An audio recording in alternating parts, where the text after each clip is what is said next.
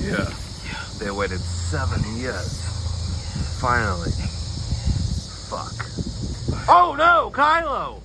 Oh, dude!